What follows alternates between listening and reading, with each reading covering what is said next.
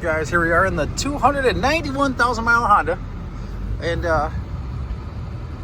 supposedly there's a Grinch, or what's it called over here, 7.5 foot Christmas tree for $30.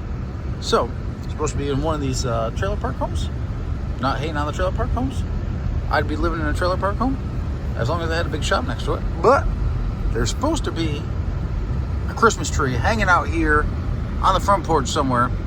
And we got to go pay, drop off $30 in the mailbox, and pick up our tree. The destination is on your right. Arrived. I think this is it. Oh. Boom. There's our Christmas tree, guys. 7.5 foot tall. For all of y'all that have been living under a rock, the Cleetus McFarland Christmas Tree Challenge, which is a quarter-mile prepped drag race. Yep, straight gangsters going on a prep track, possibly on radials, I don't know. JE let us down a little bit, and we do not have pistons yet, so I'm not sure I want to do testing this week on radials, so we might just show up with slicks. But nonetheless, straight gangster is going quarter-mile racing. Strange, the axles just showed up today down in North Carolina, but we just picked up our marketplace score, 7.5 foot tall, 4.5 foot wide Christmas tree that is getting mounted to the wing mounts of straight gangster. Big wings coming off, and this sucker probably weighs 50 freaking pounds. It's like heavy, so I might have to pull out the bandsaw, cut off wheel. I don't know. We got to do something to take some weight out of that damn thing. But if you guys know of like a stuffed animal, Grinch, I'm talking about like 2 feet, 3 feet, 4 foot, 5 foot tall, life size stuffed animal Grinch between Buffalo, New York and Statesville, North Carolina, or between Statesville, North Carolina and Bradenton Motorsport Park for this coming Friday, 6 days from today. We are racing Bradenton Motorsports Park. It's probably going to be a sold-out show. It's going to be cool. Straight gangster, our no prep 33 Dodge, twin turbo deal, making about 2,500 horsepower. It's running the quarter mile for the first time ever, and it should be fun, guys. It's going to be exciting. We're doing it with a 7-foot Christmas tree attached to the back, and maybe a Grinch there, maybe a Santa sleigh on the bed of the truck. I don't know. We'll see what we can come up with here. Guys, leave your opinions. Let us know. This is going to be a fun deal. MVP and Maddie are probably going to be flying in for that deal. They got to take care of some stuff earlier in the week. So I'm probably headed out tomorrow, get everything ready, and yeah, it's going to be a fun deal. Down there, Bradenton Motorsports Park, December 20th. Order your tickets online at the Foat. It's going to be a fun deal, guys. See you all there.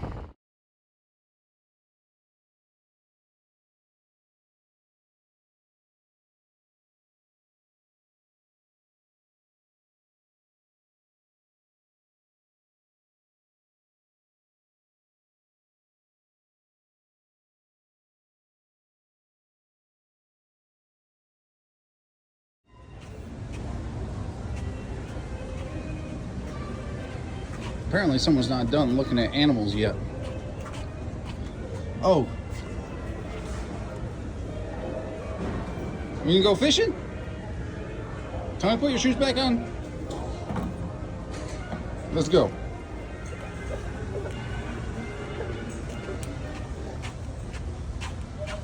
You're gonna get run over.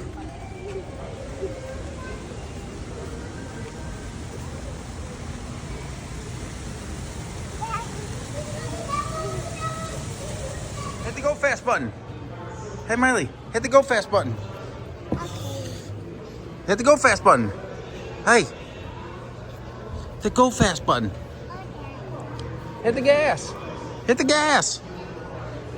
Hit the go fast button. Vroom vroom. Go go go. Vroom vroom. Vroom vroom. Well guys, Sexy Rexy and myself took about a 1 hour detour. We're hoping to pick up another piece that MVP and Maddie can decorate when they show up into town on Wednesday. It's just one of those deals, right? Try to make make the weekend as memorable as you can for MVP. So this whole deal should be pretty fun. Headed down to Bradenton, Florida. We got another about 9 hours of driving down to North Carolina. And Maddie and MVP fly in probably on Wednesday. We got to figure it all out. But yeah, that's the plan. Hey guys, Christmas tree race this Friday. Bradenton Motorsport Park, Bradenton, Florida. The Cleetus McFarland Christmas tree race. We got another piece to the Christmas present. Christmas decorations, I guess you could say. Maddie and MVP should be flying in probably Wednesday night. I need to get down to North Carolina and do a couple of things to straight Gangster. And then I need to drive another 9 hours down to Florida. So MVP and Maddie, they got the easy way. But we got some more decorations. We had to drive about an hour out of the way for this guy. But it was a good little marketplace find. And just a little bit of something to help make the weekend a little bit more memorable for MVP.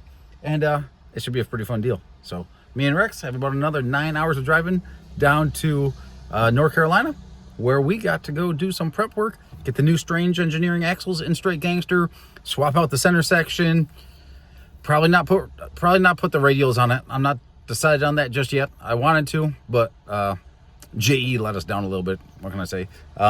We don't have all the same pistons in the motor right now, and they were supposed to be here December 4th. So, yep, it is what it is. We're probably going to run it on slicks, and we'll see how well this guy can hang on to the car at, I don't know, 150, 160, 170, 180, 190.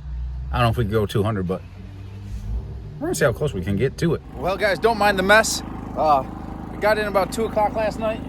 The Strains axles are here. The pistons did not show up. JE let me down. I'm just being straight up with you guys. Those things were supposed to be here on the 4th, and we had intention of putting radials on straight Gangster so we can try to go fast with it, but it just is what it is. Straight Gangster sitting over here, twin turbo 33 Dodge, getting ready to go to the Christmas tree race, Bradenton, Florida, this Friday. So that means it is Monday. I gotta leave probably tomorrow night. We're gonna try to get the axles in it. It's a mess in here. This is my mobile workshop. We got all of our merchandise up on that loft that I built for this thing, and we got a little trash can heater in there, getting a little bit of heat in here because it's pretty cold down here in North Carolina, believe it or not. So we should be able to pull off the tires, get the axles in there, change out the center section. We borrowed 325 rear gear, 40 spline spool, just like we have in straight Gangster. We run a 389 with a 158 first gear, doing the small tire no prep stuff with this car. But going quarter mile, we are going to be switching it through to a 325 rear gear. That should keep us the RPM a little bit lower than we would with a 350. Not that big of a deal. We're just not going to push the car real hard. I would like to see, I don't know, I'm not going to put that number out there. I got a number in my head that I'd like to see. We have never ran quarter mile with straight Gangster. We have gone mid 7s, lifting just a little past at the 8th, with a 389 rear gear in it. We're going to leave with probably another 4 or 5 pounds of boost on the starting line, since we lose all that mechanical advantage out of the starting line ratio. For you guys that don't know, starting line ratio is essentially your first gear in the transmission times your rear gear. Now, of course, that gets into more detail with the size of the tire and this and that, but we're going to stay on a 28-inch or a 275 radial, which are basically the same rollout on the tire, very similar for starting line ratio. Yeah, that's going to be the start of it. We're working in the trailer because it is raining out and we don't really have a place to work on it. This is my mobile workshop, and we're going to get it done. So, pop the tires off, slide the axles out, slide the new axles in, change the center section. There's a process in there. You got to pull out the center section before you toss the new axles in, but hey, it is what it is, right? That's why you're not YouTube superstars. See you guys down in Florida. Well, guys, I shut off the generator for you guys just to talk about these a little bit. So these are gun drilled. Of course, they have a cap in here just so the fluid from inside the center section can't leak out the axle. But these are gun drilled, which means there's a hole drilled all the way through here. I don't know if it goes all the way. It might go all the way. Believe it or not, a tube is stronger than a solid bar stock, and it also takes out some of the reciprocating weight, the rotational weight. Some companies do a star flange where it's just the 5 points here.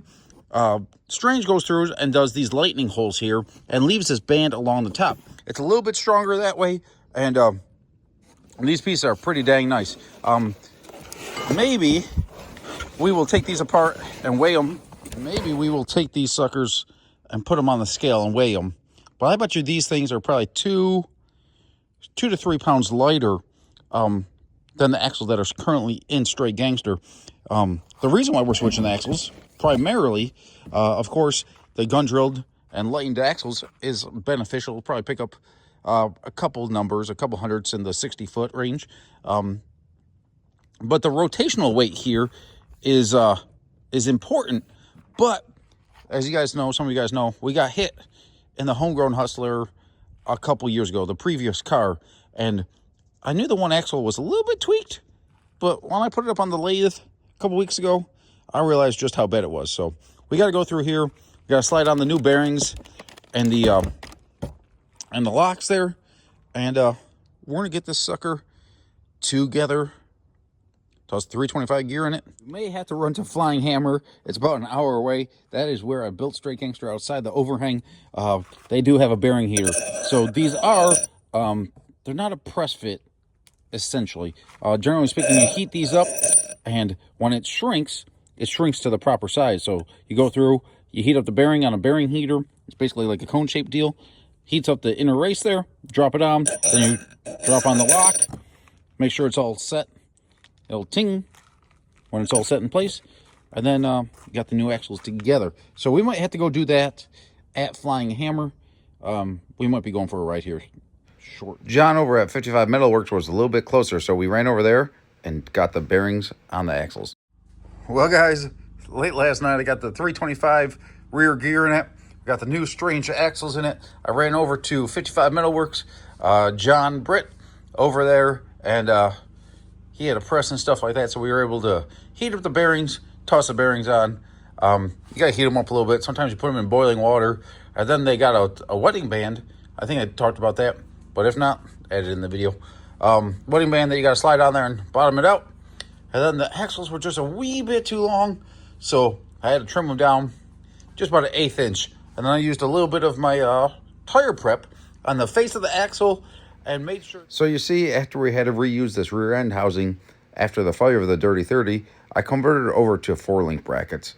Well, when I did that, you have to cut the housing ends off. So the axles ended up needing to be just a wee bit shorter. It takes a little bit of extra work to make the used parts work, but we've been a lot of 1-teen 60-foots with this rear end, and we've done a lot of passes on this rear end ever since the wreck with the Dirty 30, and even the accident with the Homegrown Hustler. There was no impression on the other axle. It doesn't really matter how much gap you have in between the two axles in the center where they meet down there, but there has to be some type of air gap in there. You just can't have them touching. So they were just barely touching. So I took about an 1/8 inch off, so we should have about an 1/8 inch of clearance in between the two axles.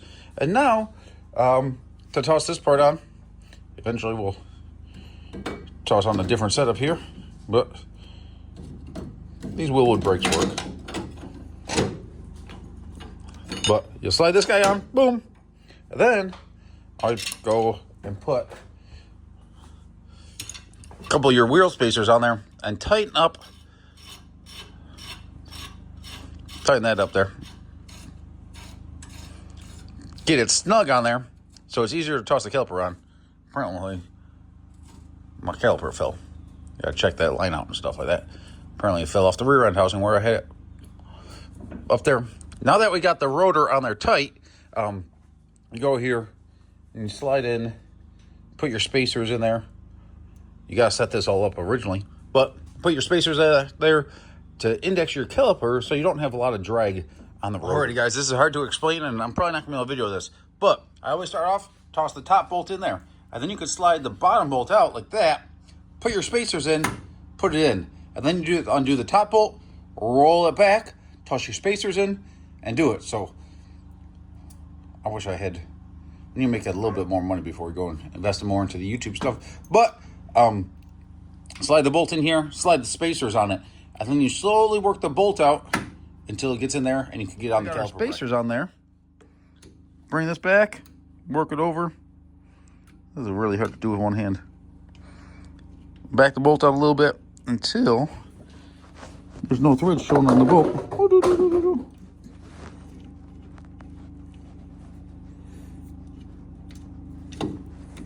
And And boom, just like that. So guys, on a 9-inch, this right here is the fill hole. I'm just joking. The fill hole is at the top, and then when it starts leaking out here, that's how you know it's at the right level. So we're gonna go through here. Yes, I know I have a nut missing here. It fell. I'm gonna put it on there.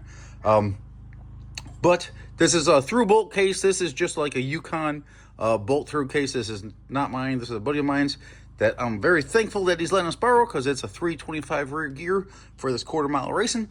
But a through bolt case is a whole lot stronger than a regular bolt in case, where the bolt comes from the end cap and there's threads in here. On this deal, there are threads on the billet caps that hold in the spool and the bearings and stuff like that. So we're gonna start filling up the top here, and as soon as it starts leaking out there, we'll know we're good. We may have to add a little bit because we dropped a little bit on the floor, but no big deal. We'll just get after it. Before we headed out of town, I wanted to verify all my fuel injectors. So I did that, filled up the propane, emptied out the tanks, and got the rig ready to head south. Well guys, we're down here in southern Georgia right now. Sixy Rexy's getting himself situated, and it looks like we're rolling into a massive freaking rainstorm up here. But you know, the two of us are getting it done. Rex, I'm gonna have to roll up your window here soon. He's making himself a bed. But guys, you can see it up there. It's freaking nasty looking up there. So I think we're getting into a damn hurricane or something. But you know, we're getting our way there. Ain't no snow down here, Rex.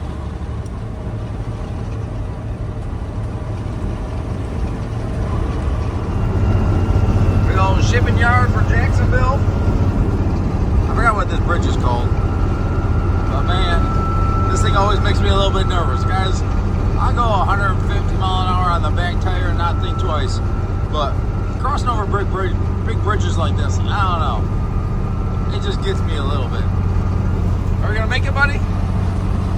Sexy Rexy says we're gonna make it, so I hope so. But there we are.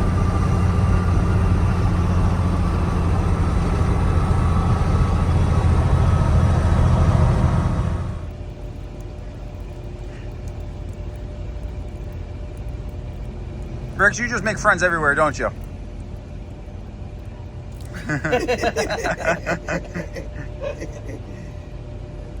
Sexy Rexy and I stopped at Tampa's Best Truck Wash, and one of the customers in there opened up his lunch bag, gave Rex some chicken, some rice, and some cold water. But we got it all cleaned up. We had a guy that was supposed to come in and give us a down payment on the toter home, but he never showed up. But hey, that's Marketplace for you.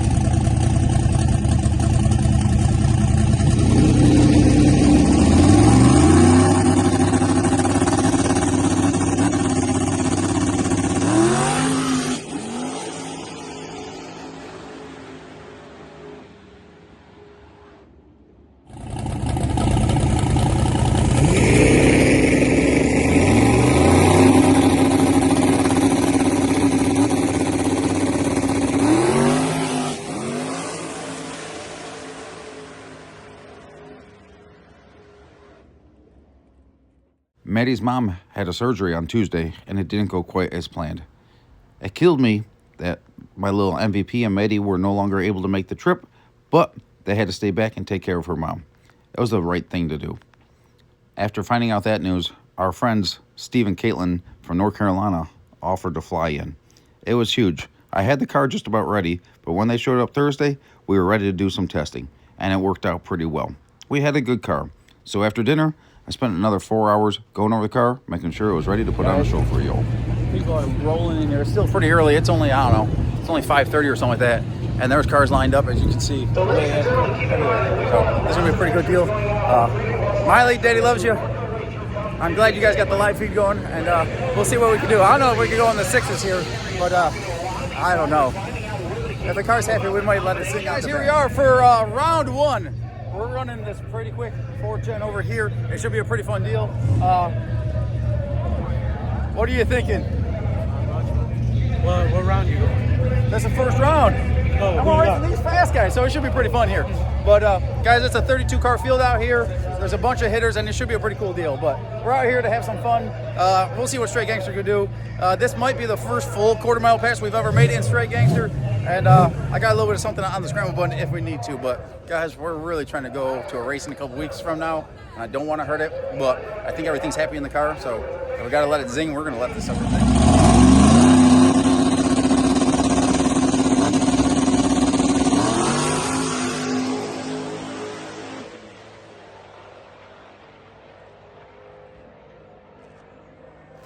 Well, guys, as you can see, the mandrel sheared off. The mandrel holds the pulley for the fuel pump drive.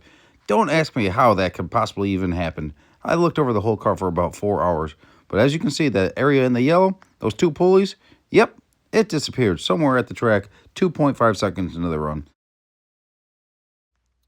This little home-built hot rod was on a pass. How fast was Straight Gangster going to go? I'm not quite sure, but the incrementals were there for a low 7-second pass.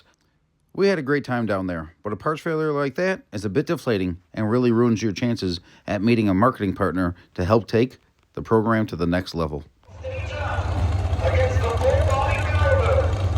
Let's go, Charlie!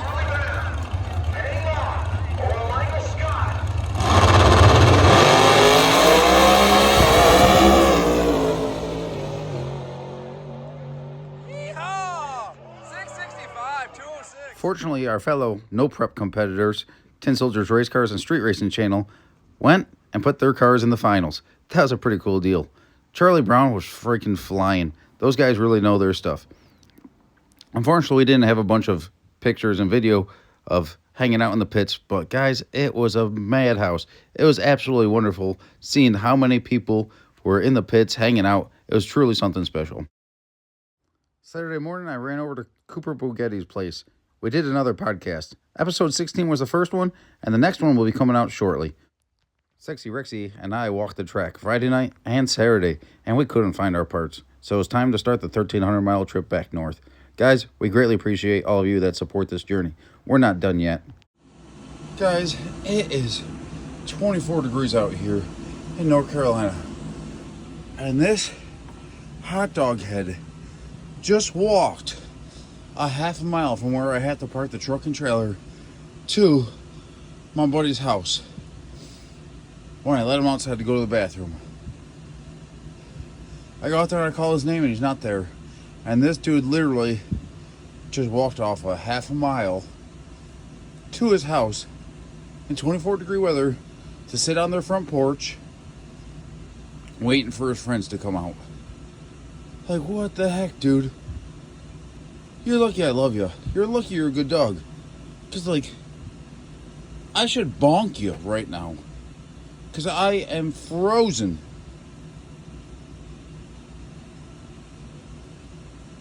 You're lucky you're such a good dog.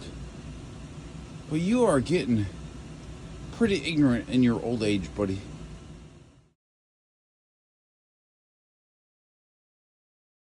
Would you just look at that? I think my luck's about to turn around. That sucker fell off and it's still got a back window. Life's looking up. We might just be able to turn the season around. Not the season. 24's ended. Not on a good note. I was really hoping to get my daughter a freaking real life cow. Like legit. I was going to put a cow back here and take a cow, a real life baby cow, calf, back to New York. Because yes, my 2-year-old daughter said she wanted a cow for her birthday, which was on the 8th, or Christmas. I failed you, baby. So you're going to have to get like a blow-up or stuffed animal cow for a Christmas present. But I 100% legit. A, would have been funny as hell. B, when that kid was like 16 years old and she got to tell her like the story to her friends at 10 years old or whatever, that her dad won a race I was one pass away freaking 2 weeks ago from winning in the finals. One pass. But, like, how funny of a story would that be for a 10-year-old kid? Be like, hey, my dad was racing, and he brought a cow back in him in his race car trailer for me because I asked for a cow for my birthday. That's not really working out. I promise you, I was legit going to do it, though. And if she asked for, like, a pony for her 3rd birthday, and, like, I win that race, I'm going to make it happen. But it didn't work out that way. But at least we still have a back window on our 296,000-mile Honda. Because that deal right there should have shattered that deal. Car's not even dented. I don't think. Maybe 2025. It's going to turn out all right. Appreciate you guys. Well, guys, I just got a message from my mom. I got to pick up my grandma for Christmas Eve on my way back to New York. And I slept, a couple hours after driving in from Florida. Getting back here at 6 o'clock in the morning, having to go run down and freaking find my dog that walked a half mile to go hang out with his friends when it's 24 freaking degrees out at 6 o'clock in the morning. His friends weren't coming out. But I got to go pick up my grandma on the way back, and I'm not going to be able to pick her up at 8 o'clock at night. She's old. I love you, mammy. But I'm not going to be able to pick her up at 8 o'clock at night. So I guess I got the rest of the day here. I got to winterize the toter home because we probably won't be racing again until possibly my birthday weekend, January 16th weekend. We might go to Piedmont to run on the straight gangster on the backside. So maybe I'll switch the car back over to 8th mile stuff, take the axles out of it. It's probably 55 degrees out here in North Carolina right now. Probably get the axles out of it, toss the other center section in it, and do a couple little stuff. And then I'll drive most of the night and go pick up my grandma, maybe about 8 o'clock in the morning, and try to go do breakfast with Maddie and MVP, and maybe a couple friends Monday morning. So, guys, I appreciate all y'all that support this journey. I got to get to winterizing the toter home, organize the trailer, because it is a bit of a disaster. Guys, I'm probably going to let this deal go right here. It's just made the 1,400-mile trip to Florida, no issues, cruising, whatever, 70 mile an hour the whole freaking way there and whole way back. It's a pretty good rig.